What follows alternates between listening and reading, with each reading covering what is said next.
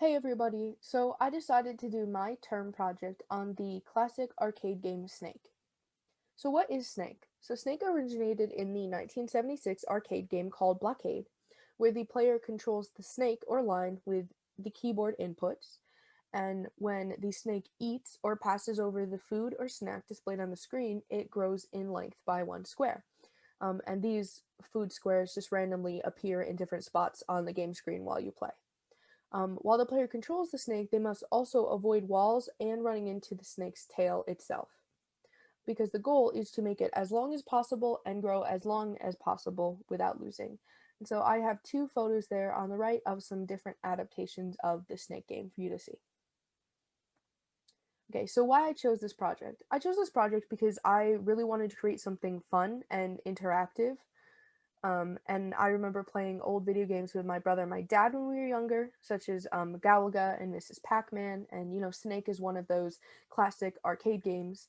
And then I also just have an overall interest in video games and how they're created and coded and things like that because I grew up playing them throughout my whole life.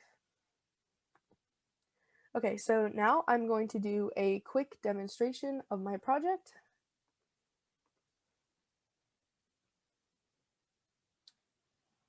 Okay, so when we load this up, the first thing we're going to see is I called it Snake Game in the top left corner, and it says it welcomes the user to the game, and you just press space to play.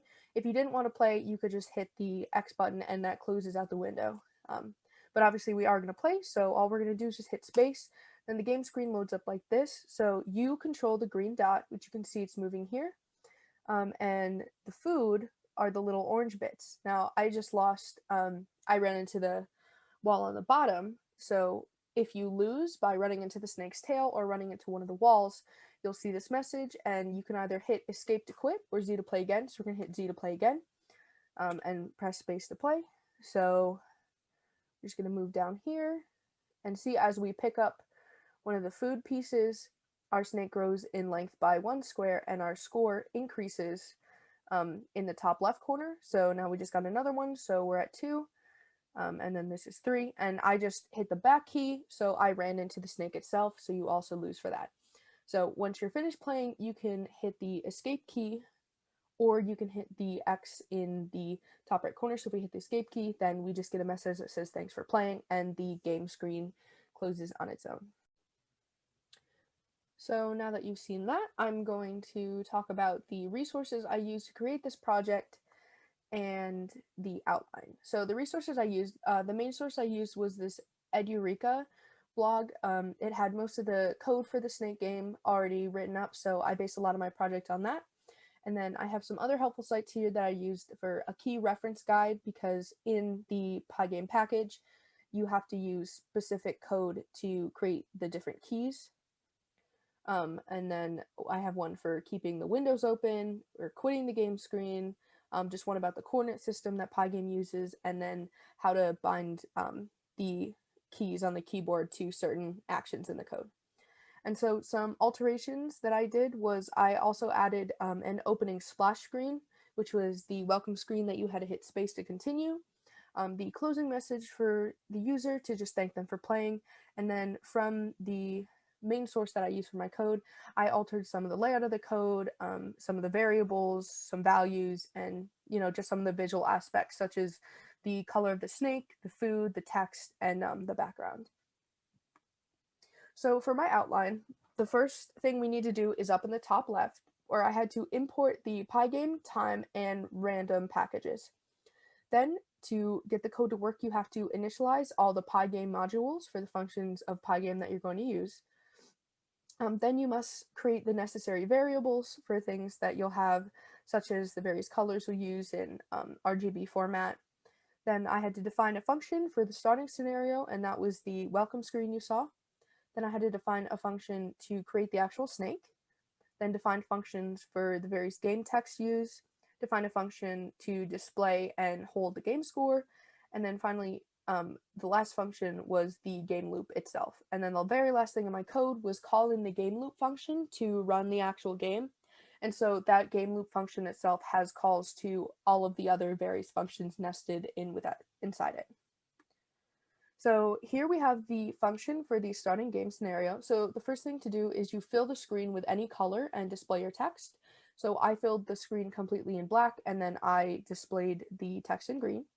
And then you have to update the game screen to actually show that to the user. Then to keep that screen open until the user presses a keyboard input or they click the quit button, you have to first create a variable to hold a true Boolean value. And then so while that start value variable is true, you're going to loop through every event that occurs in the game. So when you're looping through, if the user presses a key, then you're going to see if they press the space bar, then that start variable we have is updated to be false. So that will end the starting scenario and allow them to move to the actual game screen itself. And then here, right after they press the space bar, it's also going to update the game screen. And then if the user clicks the quit button instead, it's going to quit the Pygame modules and quit the screen. So it will just completely exit the game. So here on the left, we have a function to create the snake. So the first thing to do is the function must take into account the appropriate size for the snake and for each snake square block and how long the snake itself should be. So how many square blocks it should have. So then for each square that the snake has, we tell the code to draw the appropriate number of squares on the game screen with the appropriate color and size that you choose based on your variables. Then in the middle, we have the function for the game text. So this function must take into account the actual text to be displayed, such as welcome to the snake game, press space to play, and then its color, which in the starting scenario was green. Then we must create a variable that renders the font with the respective text and color. And then finally, we just display that message onto the game screen. Sounds pretty simple. And then finally, we have the function for the game score. So we create a variable that displays the score with the render function, very similar to the game text function. And then once again, we just display the score onto the game screen while the player is playing. And it updates every time that the player eats one of the food. Okay, and then finally, this is the game loop function. So this is the longest function here. So at the top, you'll see we just define a function for the game loop. And then the very next thing we do within this function is to call the function for the starting game scenario. Now that's just the very first screen that the player will see. Then we have to create all the necessary variables, such as a variable for game over and set that to false because we don't want the game to be over yet. Variables for the snake's starting coordinates, variables for the snake's changing coordinates, and various other things. So then, after that, while the game is not over, then we have one of the things we have to include is the closing sequence here.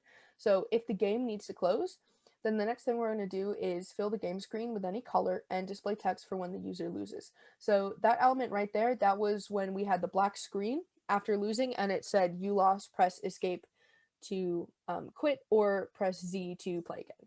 And then we just simply update the display to have that shown to the user.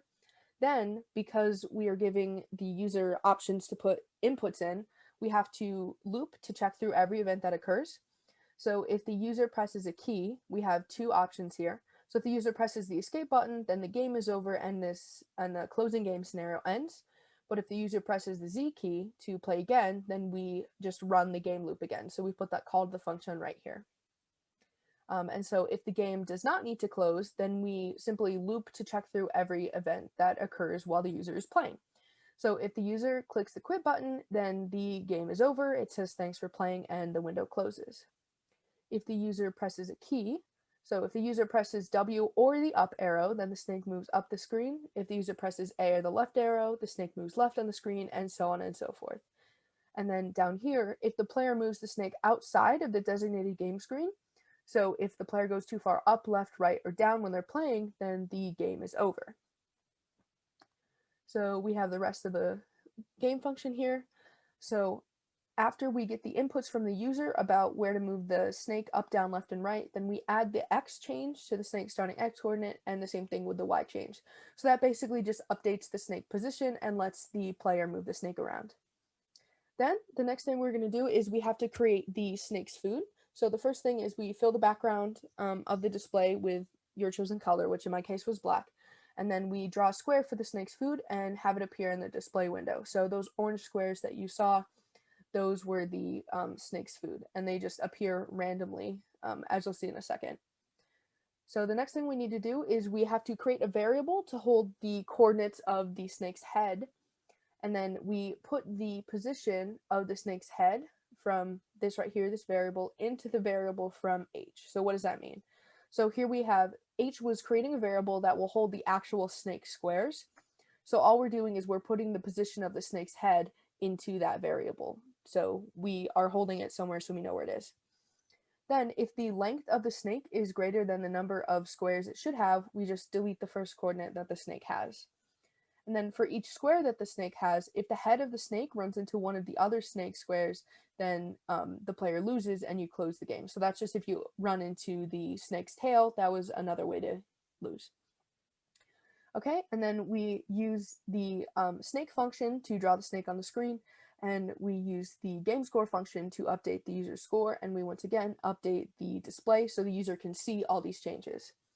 And then if the snake does run over one of the food squares, as it should, we create new random values for the coordinates of the food squares, and we increase the length of the snake by 1. So that means we just increase the number of squares that the snake has by 1. And then finally, we move the clock time forward by the snake's speed. And so all of that is just to run the actual game. And then this last part here is just the closing game screen that you see after you decide to quit the game, thanking the user for playing. So you fill the game screen with your chosen color, which is black. You display the text to thank the user for playing, which mine was green and it said thanks for playing. And then you update the display so the user can see that. And then I just used a function here to it's part of the time package to display the closing game text for slightly longer so it can be read by the user before it closes automatically. And then we quit the by game modules and then we quit the code. And that's it for my outline. So some challenges that I had while working on this project was that the Pygame window actually does not use the same coordinate grid as the normal 4-quadrant coordinate grid that we're used to in math. It's actually a little different. There are no negative values, so that was a little strange. That's something I didn't know before doing this project. And then another challenge was keeping the windows open for the appropriate amount of time. So that last thank you for playing window that I talked about, that one I was able to just keep open for a few seconds before the window closed automatically because it's just long enough for the user to actually read it. But the other windows, such as the one where you have to wait for the user's input, those were a little bit tricky to understand and know how to code when I was working on it. And then finally, when I was using the code from the Edureka site, there were some bugs with Pygame when I tried to change some things. So such as I tried to change the size of the snake head to be 20 by 20, a 20 by 20 square, but that caused some bugs and I had to leave it as 15 by 15. And some other things like that occurred when I tried to make some of the changes. So I just changed them back. And then finally, some improvements I think could be made. We could have better visuals rather than just some colored squares moving and sitting on the screen. I had wanted to add some sound effects in my original proposal, but I just ran out of time to do that. So some sound effects when the player crashes into a wall, the snake itself, or when the player eats the food could make the game more engaging. Or maybe you could also possibly have some background music that played. I would also want to add a menu in the starting screen. So one that says like with buttons that say start, options, things like that, and also create a way for the user to pause the game if necessary.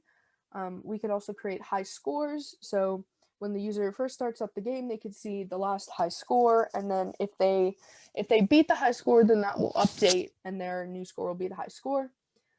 It could also be cool to have multiple food squares appear around the window at the same time. So like one randomized X and Y coordinates, and then also another one randomized in a different spot at the same time. And then finally, I think it would be really simple to turn this into a 2-player game. And I think that could make the game a lot more fun and interactive for more people. So that is everything I have. Overall, I think this project went pretty well, and I had a lot of fun doing this. So I hope you enjoyed.